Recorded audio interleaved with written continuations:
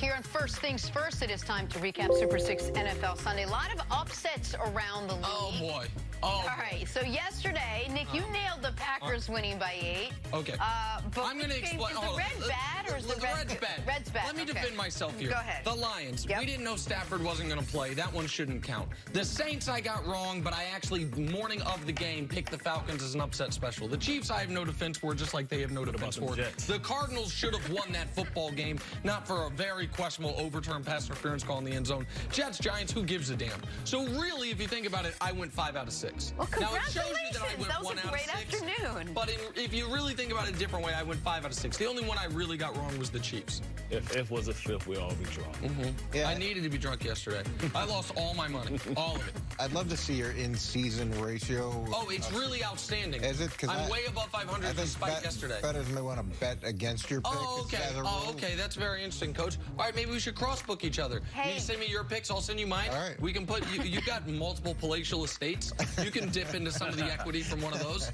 Before the games kick off next Sunday. Are we, yeah? Go ahead. Okay. You can download the Fox Sports Super 6 app. You can play for free for a chance to win up to $250,000 of Terry Bradshaw's. Oh, Terry got it, too. He got it. I don't have it Nick anymore. doesn't have it. I have none of it. On to the Steelers, who were hosting the Rams, and Pittsburgh's defense made it a miserable Sunday for Jared Goff, intercepting the LA quarterback twice to go along with the Minka Fitzpatrick fumble recovery. That was returned 43 yards for the touchdown. Steelers get the win 17-12. Their 4th straight win. Nick, how impressive is the Steelers' recent success? Mike Tomlin, man. This dude is unbelievable, always disrespected.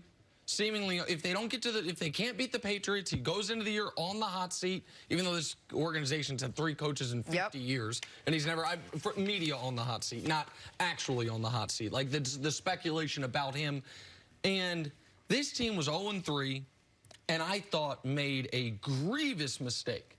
They traded their first-round pick for Minka Fitzpatrick because they, I thought, foolishly believed our season's not over. I was like, man, AB gone, Le'Veon gone, Big Ben's elbow popped. Your season is over. And since then, they've won 5 out of 6, and the only reason it's not 6 out of 6 and they're not in first place in the division is an overtime loss to a Baltimore team that's been sensational all year long. For the first time in a long time, Coach, they have a Steeler defense that reminds me of the Steeler defenses they had at the beginning of the Mike Tomlin era. And now, it's not just Minka Fitzpatrick. The rookie Devin Bush has been sensational. T.J. Watt continues to turn into a star in this defense league. As a whole, getting back to old-school Pittsburgh. The defense has been great, but the Minka Fitzpatrick, and now, by the way, that pick they traded for him is not going to be a top 10 pick the way I thought it was going to be. It might be in the 20s, certainly in the high teens, which means it's absolutely worth it because you got a star player on a rookie contract that you know is good. I want to give Tomlin the lion's share of the credit. The players obviously deserve a lot too, but this is shocking to me. I thought the Pittsburgh Steelers were dead in the water this year, and Tomlin and that organization would not let that be the case. It is really amazing what people can accomplish when nobody cares who gets the credit. And it's been so different in Pittsburgh for so long, where it's been a battle of personalities, and then talked about a lot that it's like a conflict diamond. They had to have that conflict constantly in order to get to where they wanted to go.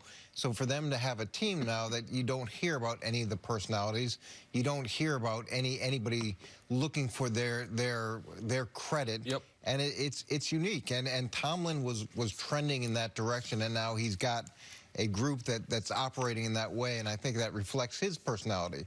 And I have a ton of respect for him. I have a ton of respect for the resilience that this team is showing. What they've had to go through from a transitional standpoint is really difficult.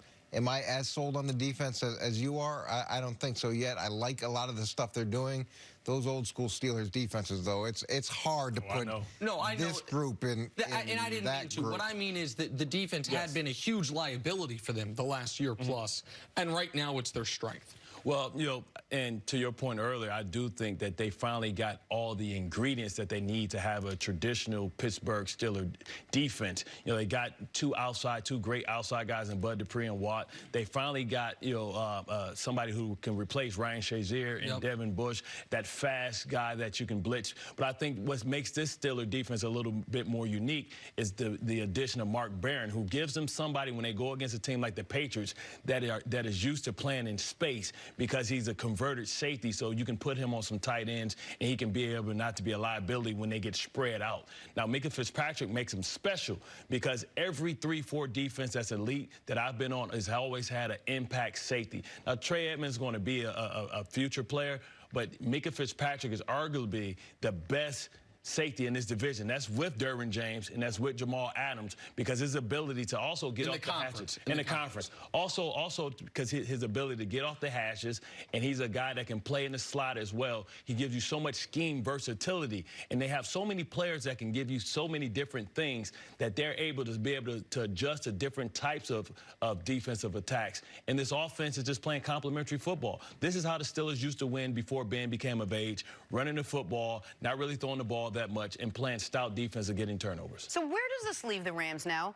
The lure of genius Sean McVay, the money that they paid Jared Goff. Where does it leave the defending NFC champs? Well, for this season, they're cooked, but it's worse than that.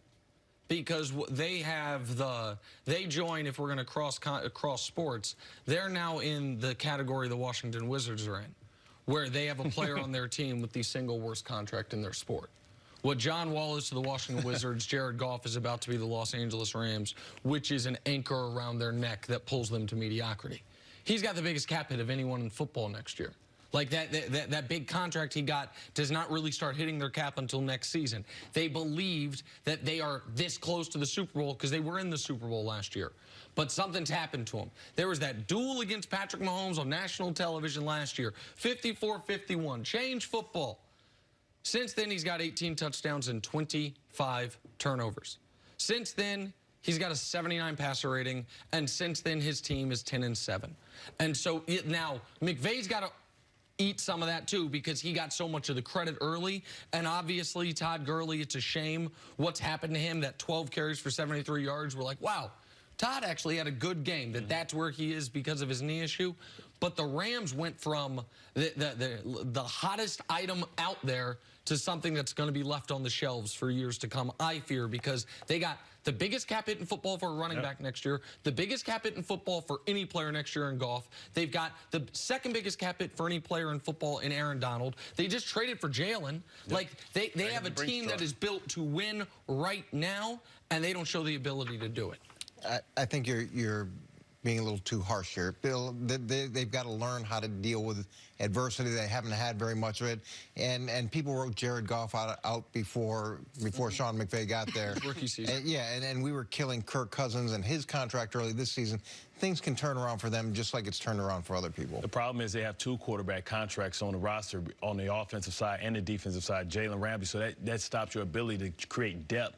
And, when you can't live through injuries, they're missing a lot of players because they have to get players that are fill in at cheaper prices as later in their career they just want to play for the opportunity to win a championship. All right, we got a break.